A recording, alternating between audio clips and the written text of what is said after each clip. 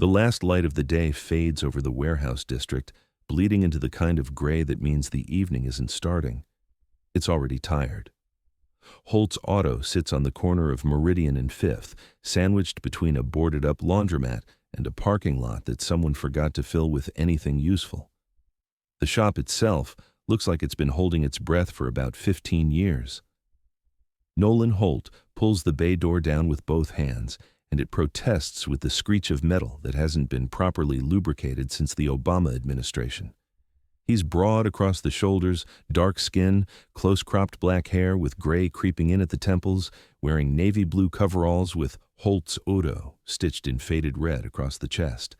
His hands are stained with engine grease that no amount of fast orange will completely remove, the kind of stain that becomes part of you. There's a scar on his left forearm, thin and deliberate, running from his wrist to his elbow. A deployment injury from Iraq, something he doesn't talk about. He locks the bay door and walks around to the front. The shop sign, a simple white rectangle with black letters, flickers once. The flicker doesn't mean anything will change. It's been flickering for 2 years. The front window has a crack in it that he keeps meaning to replace, and the roof on the western side has a leak that he catches with a bucket when it rains. Some water stains have traveled down the wall inside, creating a map of problems he doesn't have the money to fix. This is Holt's Auto. 43-year-old Nolan opened it 12 years ago with his military severance pay and a belief that he could make something honest in a neighborhood that needed honest work.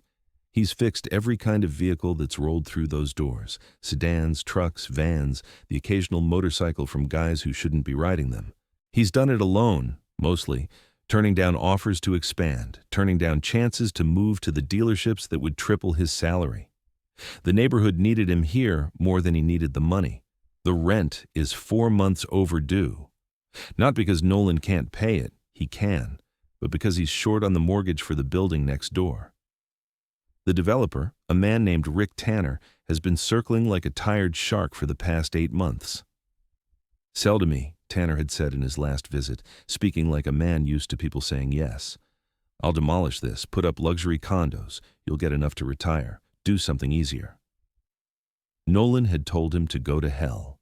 The apartment above the shop is small, bedroom, bathroom, kitchen, that fits 3 people if they stand very still. A main room with a sagging couch and a TV he watches maybe twice a week. Emmett is in the bedroom doing homework, or pretending to do homework. He's a quiet kid, lean like his mother was, dark-skinned like his father, but otherwise his own person entirely.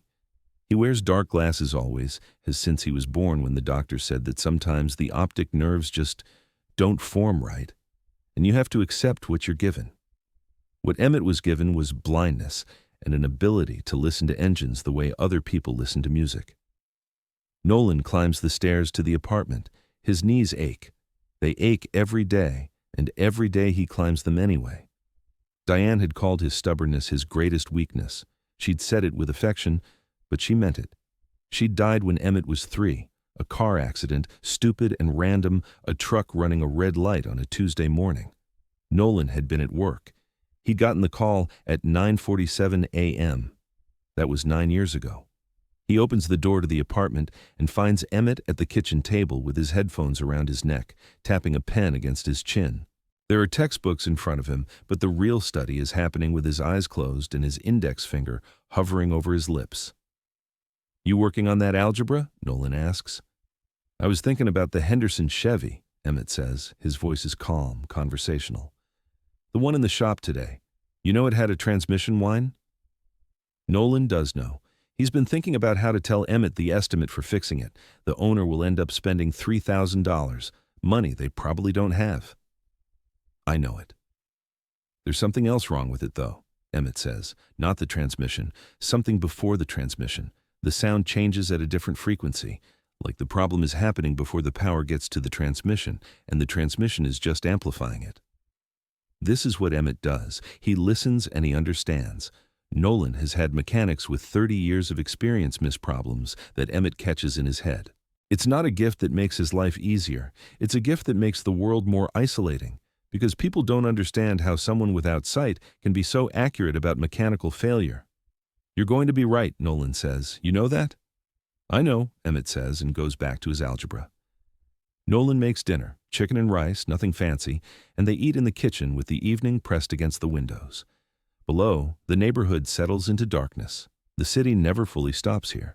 There are always cars, always the distant sound of someone's problem, someone's hurry, someone's trouble. But the shop closes. The shop rests. There's a photo of Diane on the kitchen wall, next to the fridge. She's laughing in it, wearing overalls, holding a paintbrush. They'd been painting the apartment that day, turning it from a concrete afterthought into somewhere a family could live. Nolan had taken the photo because she had paint on her nose and she didn't know it, and the combination of her concentration and the blue smear on her face was the most beautiful thing he'd ever seen. He doesn't look at it every day anymore, but he knows it's there. That's enough. After Emmett finishes eating, after the homework is actually done, after Nolan tucks him in bed in the small back room of the apartment, he goes downstairs to the office and sits at the desk where he keeps his records. The ledger is honest, the numbers don't lie. He's making enough to cover operating costs and Emmett's school and the rent, but the building mortgage is staggering, and Tanner's offers keep getting more specific. $5 million. 5.2. There's a limit to how long you can say no to something that would change your life. It's around 9 p.m. when Gus pulls up. Gus is one of Nolan's regulars, has been for 8 years since the day Nolan opened. He's 73, runs a construction supply company out of a warehouse 2 blocks over, drives a truck that's older than some people's marriages and shows it. He parks it on a precise angle in front of the shop bay and climbs out with the kind of care that comes from knees that have opinions about stairs. His hair is white, his face is weathered, and his filter has been gone for about 15 years. "You look like death warmed over," Gus says, walking in through the bay door that Nolan's left open for loading. "Actually, no. You look like death that didn't make it through warming. You look like death sitting in the freezer." "Hello, Gus," Nolan says. "Good to see you too." "I'm serious. You're working yourself to death. The shop's going to outlive you out of spite." Gus hands over his truck keys, a set of 3, worn smooth from years of his hands. "Transmission's making noise again. But before you go pull that engine apart, let's talk about that roof." "No. You didn't hear what I'm saying." "I know what you're saying. You're saying my roof is leaking and I should fix it. I know my roof is leaking. I catch it with a bucket. It's been leaking for 3 years. I've got bigger problems." Gus walks through the shop, looking at the walls where water stains have traveled down like a map of Nolan's deferred maintenance. "You ever think about hiring help?" "I think about it." And it costs money I don't have. It adds overhead. It means I have to trust someone with my work and my reputation." "Your reputation is honest mechanic who fixes things right. You think that disappears if you hire someone?" Gus stands in front of the Henderson Chevy, looking at its open engine like he's appraising a house. "You know what your problem is? You think suffering is the same as integrity. It's not. It's just suffering. You could do both, integrity and paying someone to help you, and the world wouldn't end." Nolan doesn't argue. You don't argue with Gus. He's got 73 years of wisdom that he'll beat you over the head with in the form of criticism. "I saw Tanner's people driving around the neighborhood," Gus says, watching Nolan's face. "Yesterday and the day before. They're circling. You know that, right?" "I know. What's your plan?" "Keep saying no until he stops asking." "That's not a plan. That's stubbornness. And I like you, Nolan. I genuinely do, but stubbornness without a plan is how you end up with nothing. He's going to push. Eventually, he's going to push hard enough that you can't hold your ground anymore. You thought about what you'll actually do if that day comes?" Nolan doesn't answer because he has thought about it, and he doesn't have an answer. Gus hands over a second set of keys from his jacket pocket. "That's my truck, the Dodge. You take it when you're done working here tonight. Go home. Sleep. Stop looking like death warmed over. The shop will still be here tomorrow. Probably the day after, too." "Gus? I'm not offering you money, and I'm not offering you pity. I'm offering you a truck so you don't have to look at this place for one night. You take it or you don't. But you look like you're carrying the entire world on your shoulders, and I've been doing business with you long enough to know that the world's actually pretty interested in helping. You're just too stubborn to let it." Nolan walks Gus out to the bay. Gus lowers himself into the driver's seat of his truck with the careful deliberation of someone whose body is negotiating with gravity. "One more thing," Gus says before he closes the door. When you get to the point where you can't hold on anymore, you remember that it's not failure. Sometimes it's just the moment when you finally let someone help. Don't wait until you're drowning to remember that part. Gus drives away, and Nolan stands in the shop bay with the keys to a truck he doesn't want, thinking about a roof that's been leaking for 3 years, thinking about Tanner circling, thinking about the fact that Gus might be right about everything, and that terrifies him more than the alternative. He goes back inside, back to the desk, back to the ledger where the numbers are still honest and still unforgiving. Nolan is still in the office at midnight, looking at building permits and cost estimates for the roof repair, when he hears the knock. It's a soft knock, hesitant, the kind of knock that doesn't expect to be answered. He looks at his watch. 2:07 a.m. He thinks about not answering, about being the kind of person who can sleep through disturbance. But he isn't that person. He's the kind of person who came down from the apartment even when it's 2 a.m. because somebody's got a problem. The woman at the door is tall, with auburn hair that's come loose from whatever it was pinned into, wearing jeans and a silk blouse and an expression of controlled panic. She's a type he recognizes, expensively dressed in the way that means money but not necessarily the kind that comes from being able to fix things. Her car is parked across the street, emergency lights blinking. A silver Audi, not the kind of car that breaks down often. "I know it's late," she says. "I saw the light in the window. I wasn't sure if anyone was here, but my car just lost power completely. It coasted into this neighborhood, and I managed to pull it across the street. I need to get home." Nolan is tired. He's tired of the world pressing on him and tired of decisions and tired of a future that feels like it's collapsing. He is not, however, the kind of person who turns away someone stranded at 2 a.m. "Give me 5 minutes to lock up and grab my tools," he says. The woman's name is Charlotte. She doesn't say her last name yet, just Charlotte, and she follows him across the street to her car. It's nice inside, leather and clean, the smell of expensive air freshener. He pops the hood and looks at the engine, which is currently an engine that isn't running. He turns the key. Nothing. Clicks, but no turnover. "Has it been making any sounds lately?" he asks. "No, nothing. It just stopped." Charlotte leans against the car. "I was on my way home from a work meeting, 2 hours away. I thought I'd make it. The light didn't come on or anything. The engine shut down and the power cut, and I managed to coast far enough to get it off the main road." "That happens sometimes," Nolan says. "Electrical issue probably, not mechanical." He gets the battery tester from his shop. The battery is fine. He checks the alternator, the connections, the starter. He's narrating as he goes, the way mechanics do when they're thinking through a problem out loud. "So battery's good, alternator's charging, starter's responsive. That means the problem's upstream. Something's preventing the power from getting to the engine in the first place." Charlotte watches him work. Most people just stand there, but Charlotte is actually watching, actually tracking what he's doing. "You do this a lot, work this late?" "I live upstairs," Nolan says, checking the fuel pump relay. "I'm never not working." "That sounds familiar," she says, and something in her voice suggests she means it. In the darkness, with Charlotte standing beside him in her silk blouse in the middle of the night, he traces the problem like it's a story he's being told. There's a loose wire on the fuel pump relay, just loose enough that it's making intermittent contact, just enough to shut down the whole engine.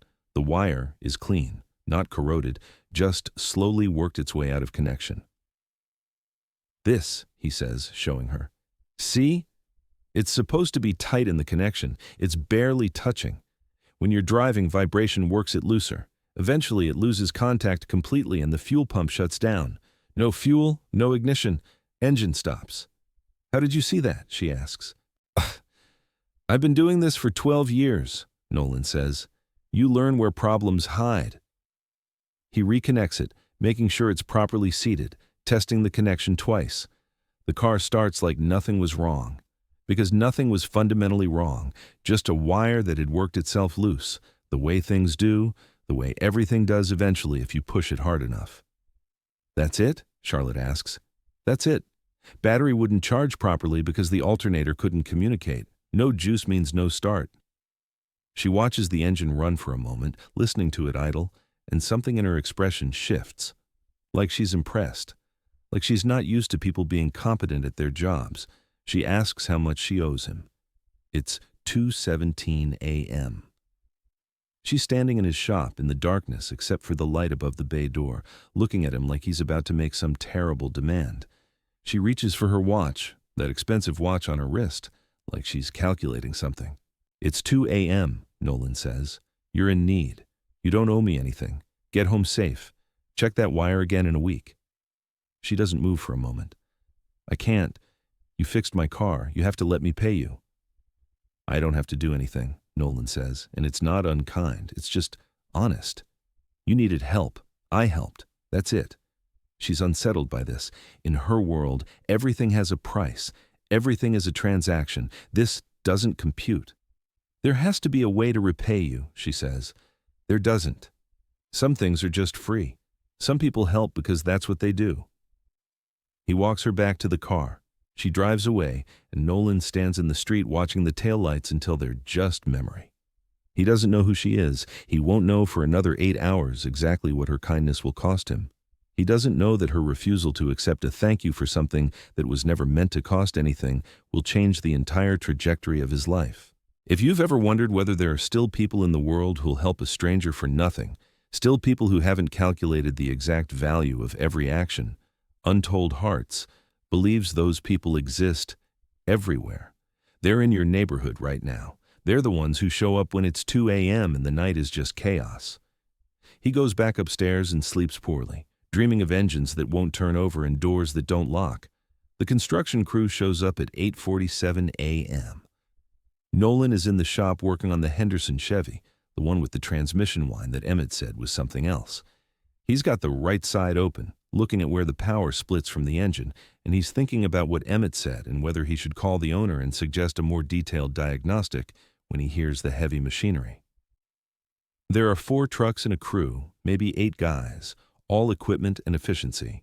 The foreman is a broad man named Walsh, built like an old concrete block, with tattoos on both forearms and no small talk in him. He's got a clipboard and a blueprint and absolute certainty about his purpose. Morning, Walsh says, pulling out the blueprint. We're here to renovate this property. Permits on file. We're starting with the roof assessment this morning, moving to structural evaluation by afternoon. Nolan sets down his wrench. This property? He points at the shop. Holt's Auto, correct? You're in the wrong place. Talk to Rick Tanner. He's the developer trying to buy me out. Tell him he can't sneak his crew in here before the paperwork's done. That's not how this works. Walsh checks his clipboard. His foreman energy could power a small city. There's no demolition in this plan. We're renovating. New roof, structural reinforcement, complete equipment upgrade. We've got an 8-week timeline. I didn't authorize any renovation. I didn't call anyone. Get out. The 2 men stare at each other with the kind of mutual confusion that happens when nobody's told half the story. Emmett comes down from the apartment then.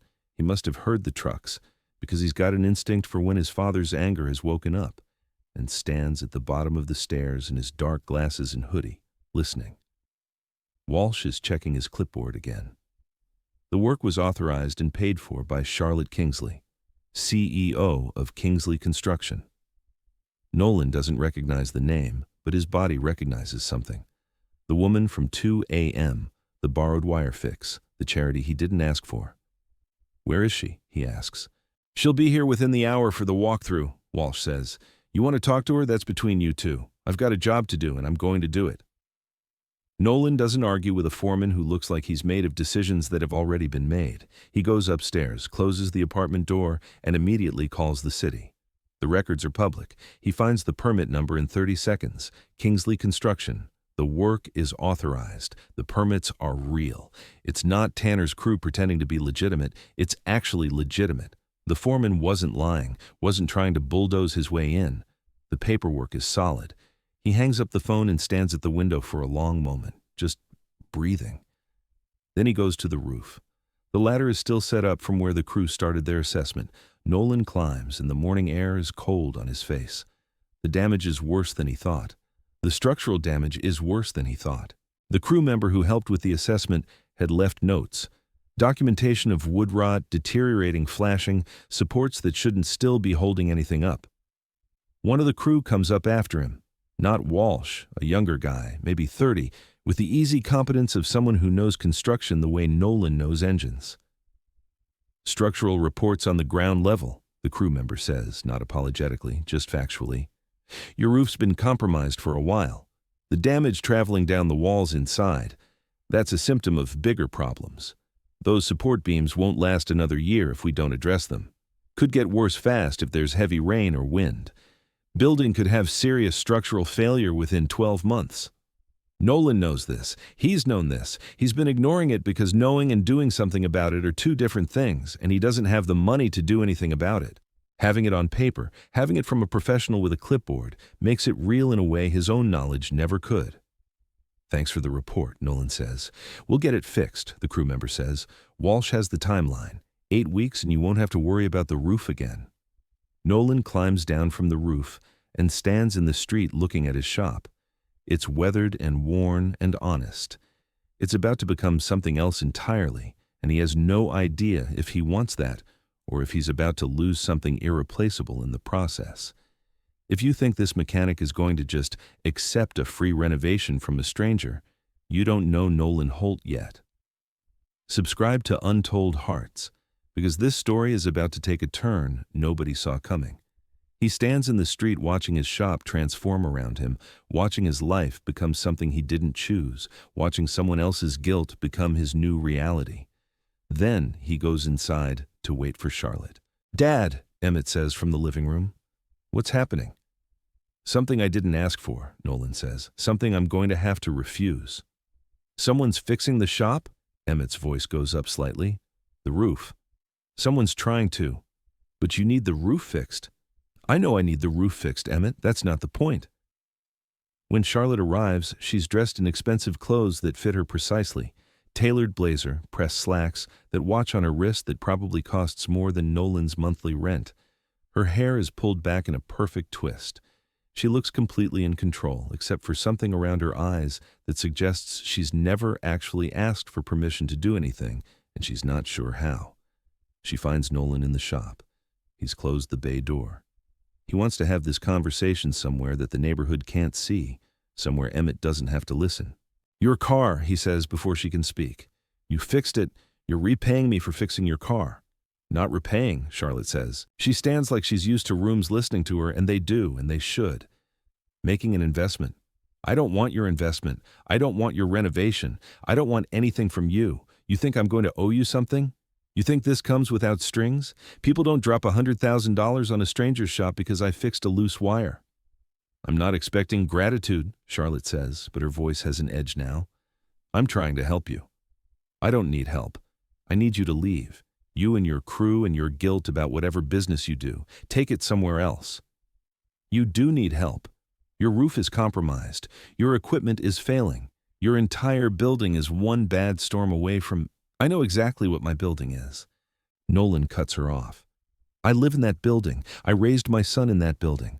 I've been maintaining it and managing the problems I can afford to manage. That's called being an adult. That's called not asking for charity." "This isn't charity," Charlotte says. Then what is it? Because from where I'm standing, it looks like guilt money. You fixed your conscience by hiring my shop to be your redemption project."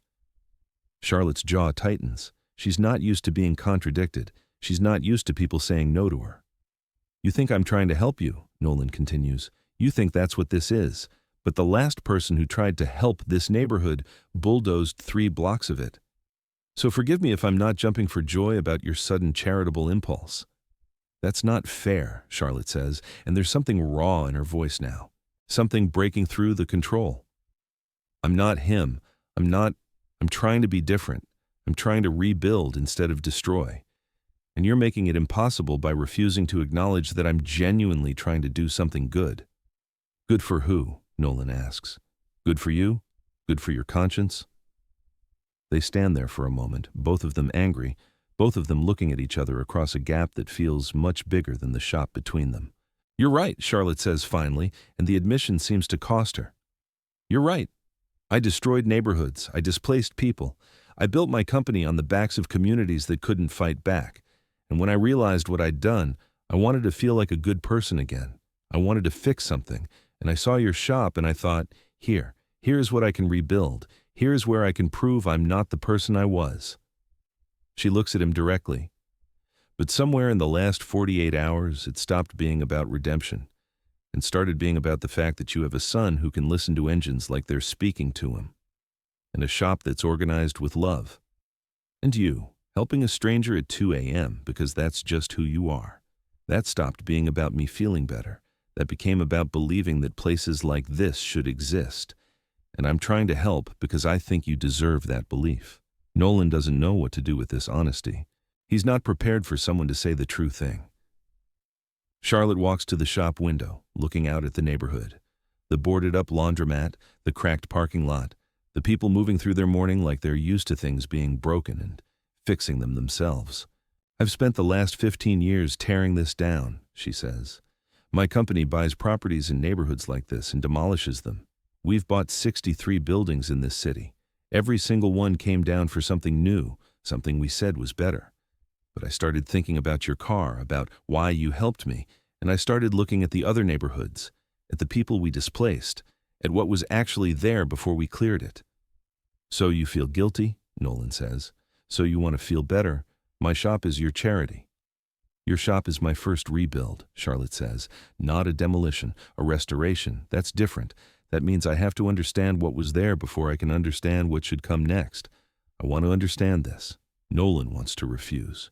He practices the refusal in his head, the way he'll shake his head, the way he'll tell her to take her crew and leave, the way he'll lock the door and go back to his life, his struggling life, his honest life that he doesn't need her money to validate. But Emmett comes down the stairs, and he's listening, and he walks to his father, and he stands there in his dark glasses and his hoodie, and he's quiet in that way he gets when he's listening to something most people miss. "Is she the one from last night?" Emmett asks. "Yes," Charlotte says, because she understands that Emmett is asking her, not his father. "She sounds sad," Emmett says, "like she's trying to fix something that isn't broken, but she's sad anyway." Charlotte makes a small sound, like something in her has shifted. "How old are you?" she asks. "Old enough," Emmett says. "Can I ask you something?" Charlotte kneels down slightly so she's closer to Emmett's height. "Do you think people can change what they've done?" Emmett thinks about this seriously. "I think people can do something different next time. Whether that fixes what they did before, I don't know. Maybe it doesn't matter.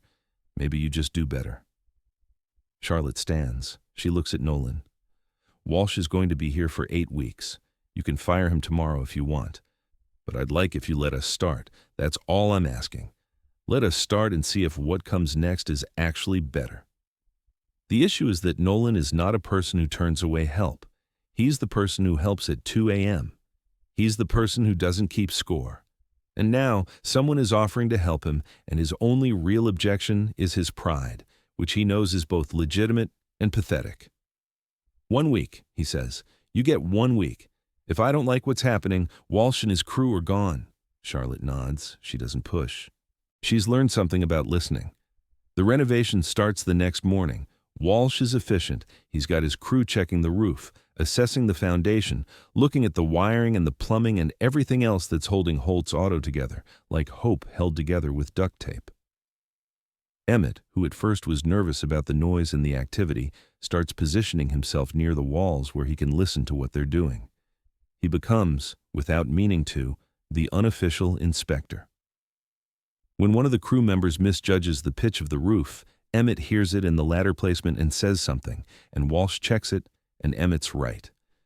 "This kid's got equipment," Walsh says to Nolan. "This kid's got ears," Nolan says back. Charlotte comes to the shop 3 times in the first week. She stands in the office watching the plans spread out on the table. She walks through the bays with her foreman, pointing at structural elements, asking questions, listening. She looks at the walls and she sees what Nolan has been maintaining with minimal resources, the organization, the order, the care that comes from having nowhere else to be, no other place to pour yourself into. On the 4th day, she brings coffee for the crew and for Nolan. They sit in the office, and she asks him about his Army service. He tells her the basic facts: 2 tours, Iraq, Vehicle Maintenance Command, came home and used his severance to buy this place. She asks him why he didn't go to work for a major manufacturer, why he stayed here in the neighborhood. Because here I fix cars for people who need honest work and honest pricing, Nolan says. At a dealership, I fix cars for people who've already made their money. Here, the work means something different. And you've been doing this alone? Charlotte asks. I've been doing this my way, Nolan corrects. That's not the same thing. Over the following 3 weeks, Nolan starts to see what's happening. The roof gets replaced. Not just patched, completely replaced with proper ventilation and insulation. The old electrical panel comes out and gets replaced with something that won't threaten to burn the place down. The equipment starts arriving. A new lift, new diagnostic tools, proper workstations. Charlotte signs off on an account with a supplier so Nolan can order the parts he needs without having to prepay. She's not being subtle about rebuilding the shop, and Nolan is slowly, reluctantly, starting to understand that she's not doing it because she feels guilty. She's doing it because she's starting to believe in what the shop actually is. There's a moment, about 5 weeks into the renovation, when Nolan is teaching Emmett about the new diagnostic system. Emmett is running his hands over the equipment, understanding it through touch and sound, and Charlotte is watching. She's watching Emmett and she's watching Nolan, and her expression is different than it was when she first arrived. It's softer. It's like she's recognizing something she'd forgotten existed. That evening, over dinner, she tells Nolan about her late husband. His name was David, she says.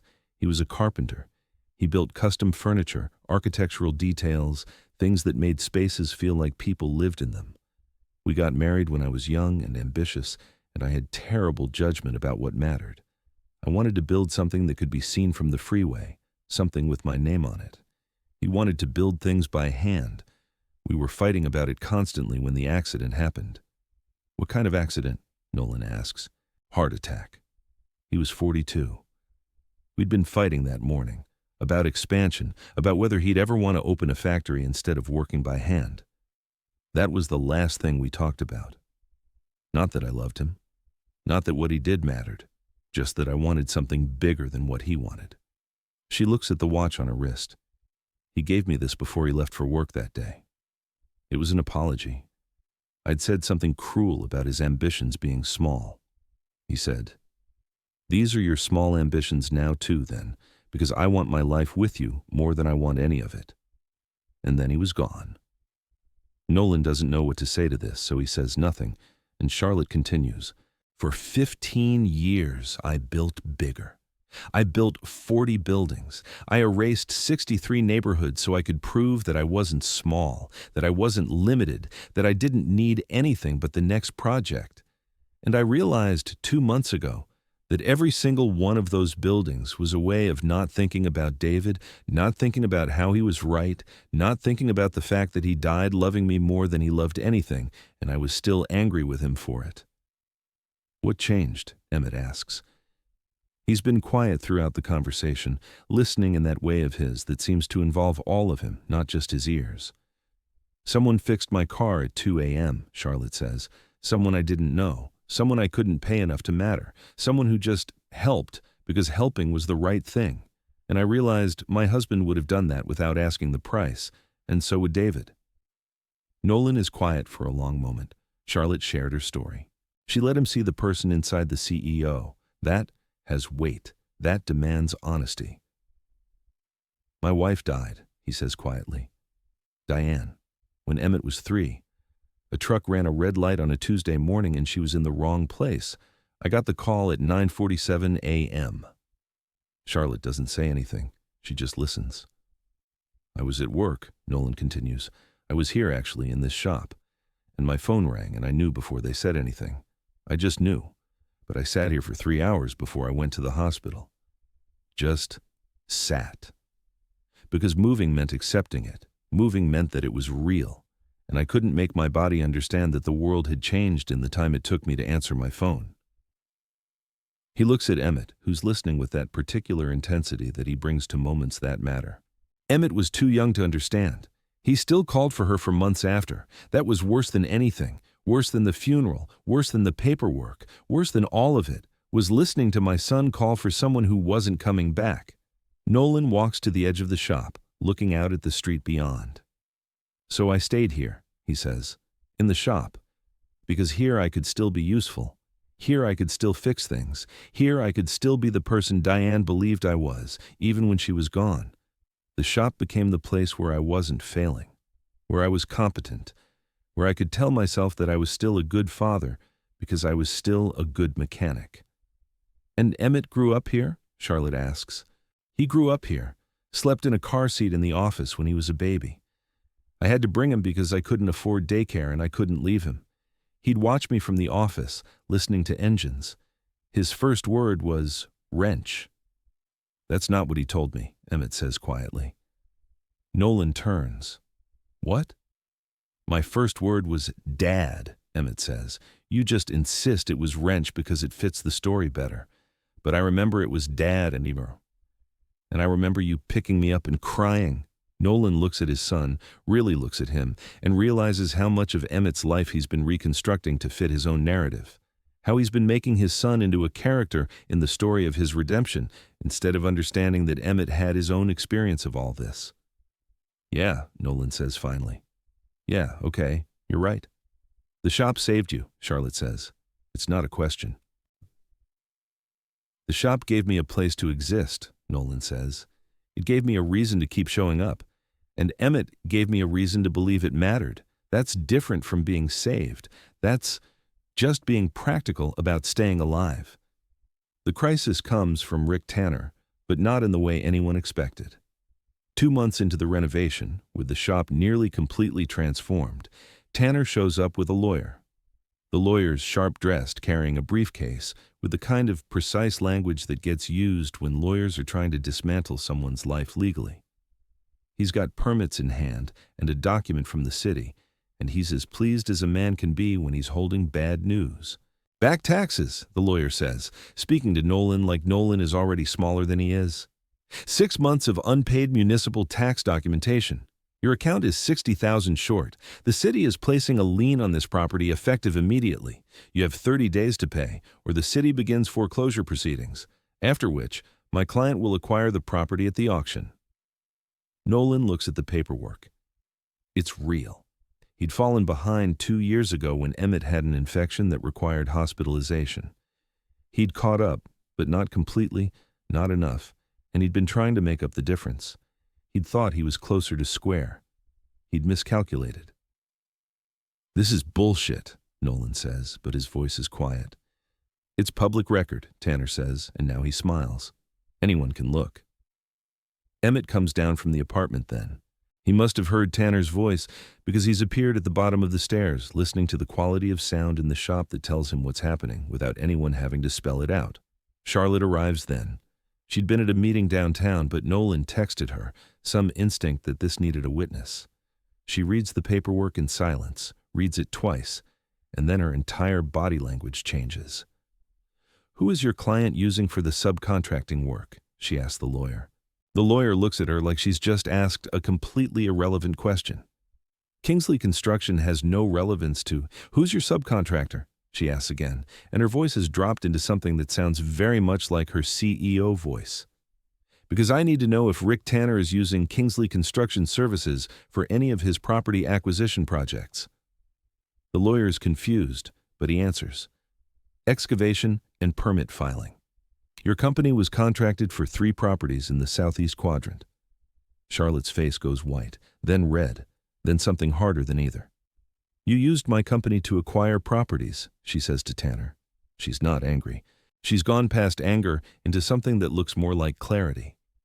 "You used my crews and my connections to file permits and move forward with properties that you then seized using coercive tactics, and I signed off on contracts with you when I didn't know what you were actually doing." Tanner looks less certain. "Our business dealings are separate from—" "They are not separate," Charlotte says. "I've been funding your predatory acquisition strategy without knowing it. For how long?" "Ms. Kingsley, this really isn't relevant to the matter at hand," the lawyer says, but he's lost control of the conversation. Charlotte steps forward. "The property has been under renovation contract with Kingsley Construction for the past 2 months. The structure is currently undergoing active structural improvement. Per Municipal Code 7-224, you cannot foreclose on a property that's currently under active structural improvement. Ownership is clouded while active renovation is ongoing." That won't hold, the lawyer says. It will hold long enough, Charlotte says, and I'd suggest you check with my legal department. They've got documentation of your attempt to manipulate building code violations as leverage for property acquisition. They've got records of every property where you've used this tactic. And they've got evidence that you're using subcontractors like mine, to facilitate these acquisitions. She pulls out her phone, makes a call. Yes, hi, this is Charlotte Kingsley. I want to file a complaint with the property board about Rick Tanner. I have documentation of coercive property seizure. I also want to notify the state attorney's office that we may have evidence of systematic fraud in property acquisition. Yes, I'll hold. Tanner is less certain now. He's considerably less certain. The legal department will handle the rest, Charlotte says, covering the phone. We're also terminating all contracts with your company, effective immediately, and I'm personally calling every property owner in this city to make sure they know what you do. Tanner looks at his lawyer. His lawyer looks at Tanner. And then Tanner leaves.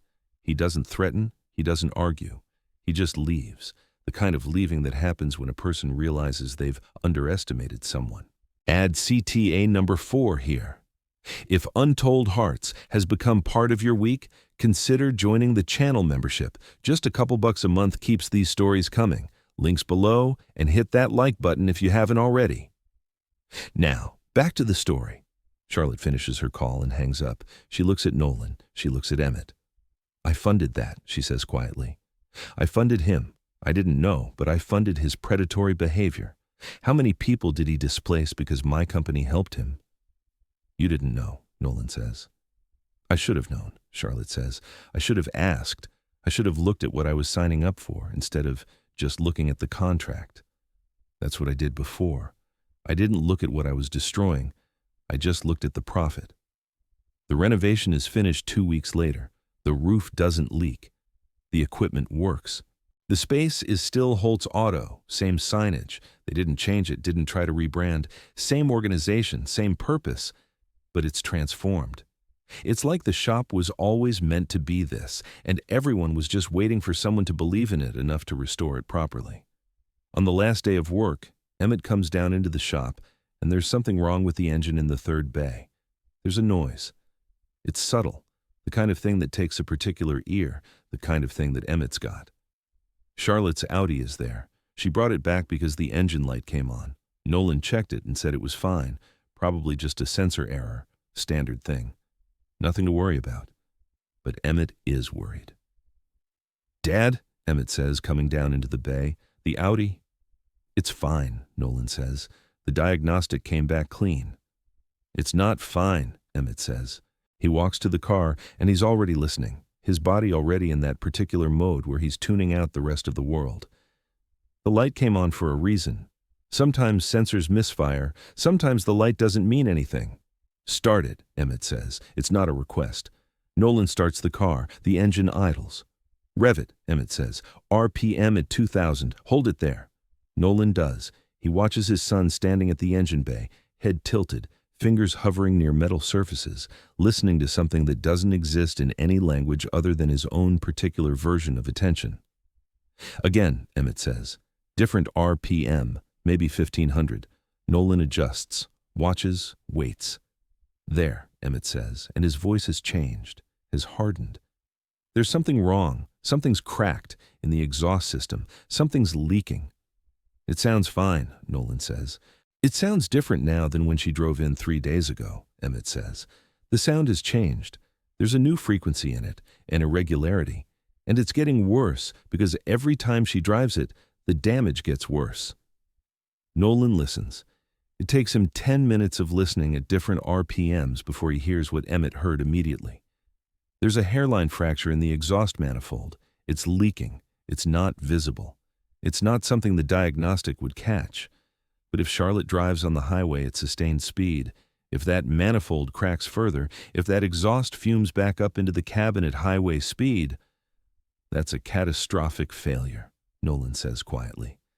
She could have died, Emmett says. It's not dramatic. It's just factual. If it had failed on the highway, she could have lost consciousness. Nolan checks the manifold. Emmett is right. The fracture is tiny, barely visible, but it's there. A specialist would charge $1,000 to replace it. A dealership would tell her it needs replacement parts she can't get easily.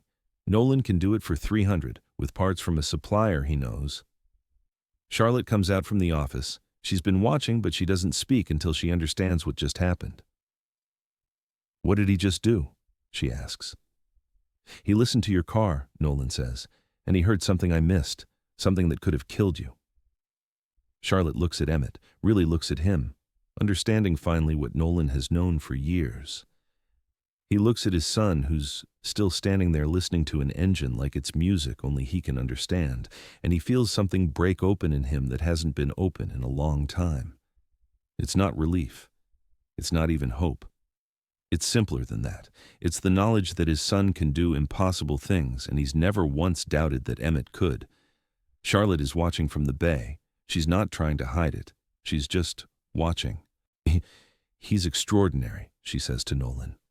"He's my son," Nolan says. Same thing. If you're enjoying this story, hit that like button right now. It's free, takes a second, and helps this video reach more people who need to hear it. Now, back to the story. Emmett fixes the manifold, not quickly, carefully, methodically, checking his work multiple times, running his hands over the connections, making sure everything is aligned and sealed. When he's done, the Audi runs clean. No irregular frequency, no warning light, just a car that sounds like a car should sound, solid and reliable and safe. The owner never knows how close she came to catastrophe. Charlotte knows, Nolan knows, Emmett knows in the way he knows all broken things. Nolan doesn't charge for the diagnostic. Charlotte notices and doesn't comment. "What happens now?" Nolan asks Charlotte. She's standing in the office, looking at the building as though she's seeing it for the first time, even though she's spent 6 weeks watching every detail of its transformation. "Now you run your shop," Charlotte says. "You keep doing what you're doing. You teach Emmett. You fix cars for people who need honest work." "And you?" Nolan asks. "I'm going to do something different," Charlotte says. "I'm going to take the properties Kingsley Construction already owns, and instead of tearing them down, I'm going to rebuild them. Community centers, trade shops, places that matter to people who live in them. I'm going to do what David would have done." She doesn't ask permission or approval. She doesn't need it. She's already decided. If you believe that one good action in the middle of the night can change someone's entire trajectory, if you believe that kindness is a type of courage, if you believe that people can actually transform what they've been building, you've got to follow Untold Hearts. We're telling the stories that prove it's possible. The epilogue happens 6 months later. The shop is different now, but it's also exactly the same. It still smells like engine grease and metal. The walls still hold 1,000 memories of people who've come through needing help. The office still has the same desk, the same ledger, where Nolan writes his honest numbers. What's different is Emmett. He's got an apprenticeship application sitting on the desk, a formal program that specializes in training blind mechanics, a program that only exists because people fought to create it. He's going to take it. He's going to become a mechanic in a way that's official, documented, impossible to dismiss. It's a Tuesday afternoon when Gus comes back to pick up his truck. He pulls up in his old truck, walks into the shop the way he always does, like he owns it, like he's been saying, "I told you so," since the day it was built. He sees the renovated bay, sees the new equipment, sees the open, bright space where everything is properly organized and everything works. "Well, I'll be damned," Gus says, looking around. "She did what I've been telling you to do for 10 years. I've been telling you to fix this place up since the day you opened, and you're too stubborn to listen to me." But this woman, Charlotte, appears from the office. Gus sees her, and he assesses her the way he assesses everything, directly, without politeness. "You're the one who broke Nolan's stubbornness," Gus says. "I wouldn't say broke," Charlotte says, extending her hand. "More like temporarily suspended it." "Suspended is good. I'll take suspended. Better than the permanent state he was in before." Gus shakes her hand. His grip is firm, his appraisal thorough. When he releases her, he nods once. "You did good. Thank you for doing what this numbskull wouldn't do for himself." Emmett comes down from the apartment. He knows the truck's arrival, knows Gus's presence from the particular way he moves, the particular frequency of his voice. "Your apprenticeship came through?" Gus asks Emmett. "Next month," Emmett says. 3-year program. "Good. Your father needed someone to keep him honest. Might as well be his own kid. Gus turns back to Nolan. You making enough money to hire help yet, or are you still insisting on doing everything yourself? Charlotte's helping me bring on another mechanic, Nolan says, starting next month. See? That's what I'm talking about, Gus says. People working together. That's what makes things actually work. You couldn't see that, but she could. Emmett teaches Charlotte how to listen to engines. It happens over weeks, over afternoon sessions where Charlotte comes into the shop and stands next to Emmett while he's working, while he's concentrating, while he's translating mechanical problems into language that other people can understand. He starts her with simple things, the difference between an engine running smoothly and one that's struggling, the rhythm of a healthy transmission versus one that's failing, the breath of an engine that's balanced versus one that's out of calibration. Charlotte is a good student. She approaches it the way she approaches everything, with attention, with precision, with the willingness to be wrong until she's right. One afternoon, 6 weeks into the lessons, she hears it. She hears the subtle difference in an engine sound that means something is off. She walks over to Nolan and she says, "That one, the Civic. Something's not right with it." Emmett smiles. Nolan checks it.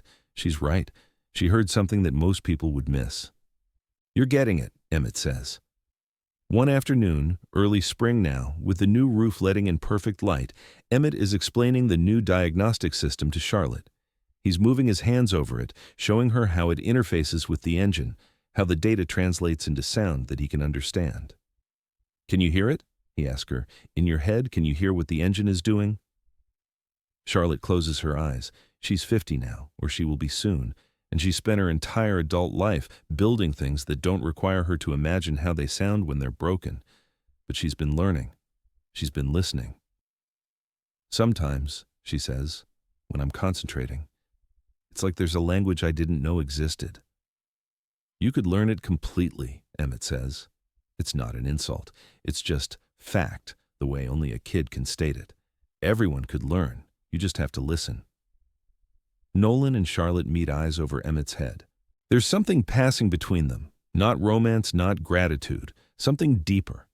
It's the knowledge that they've both been rescued by someone who didn't know they needed rescuing. It's the knowledge that kindness isn't a transaction, it's a practice. It's something you do because it's the right thing to do, and then you live with the consequences of being seen by the person you helped. "I'll keep learning," Charlotte says, "if you keep teaching me." Nolan hangs a photo in the office. It's Diane. It's the photo from their wedding day, the one where she's laughing at something Nolan said, the one where they both look like people who believed the future was going to be different from what it actually was. He hangs it next to the new business license. He hangs it next to a framed drawing that Emmett made by touch of the shop floor plan, his version of the space, created by sound and memory and the particular way he understands the world. Charlotte notices. She notices, but she doesn't comment. She understands that this is Nolan's way of saying that Diane was part of building this place, that even though she's gone, the shop still holds her presence, that Emmett growing up here, learning to listen to engines here, finding his path here, that's Diane's legacy as much as it's Nolan's. Outside, the neighborhood moves. There are still empty lots, still boarded up buildings, still people working through systems designed to work against them. But there's also a shop that was supposed to come down that's still standing, that's becoming a place where people come to learn a trade, a place where a blind kid can teach you how to listen, a place where kindness from 2 a.m. gets repaid by someone spending the rest of her life building instead of destroying. Nolan locks the bay door at 6 p.m. The new lock is smooth, reliable, the mechanism works. He climbs the stairs to the apartment where Emmett is doing homework, and Charlotte is sitting at the kitchen table, and he thinks about the woman who knocked at his window at 2 a.m., with her hair coming loose and her panic barely contained. He thinks about how different she is now, how gentler, how more real. He thinks about David, about how Charlotte's husband knew something about the value of work done by hand, about the way a single action of kindness can ripple out and change everything downstream. He thinks about Diane, about how she'd look at this shop now and recognize it as something she helped build even in her absence. He thinks about the fact that sometimes the most powerful thing you can do is simply be honest, simply help, Simply believe that the person in front of you deserves your best effort even when nobody's watching. The shop continues. It always does. But now it continues differently, held up not just by Nolan's stubborn refusal to abandon it, but by people who've learned that there's value in things that last, in people who show up, in work that matters more than its price. If you believe that redemption is possible, that people can actually change their entire direction, that one person's kindness can become someone else's awakening, then you've found the right place. Subscribe to Untold Hearts for the stories that remind you why hope isn't naive, it's necessary.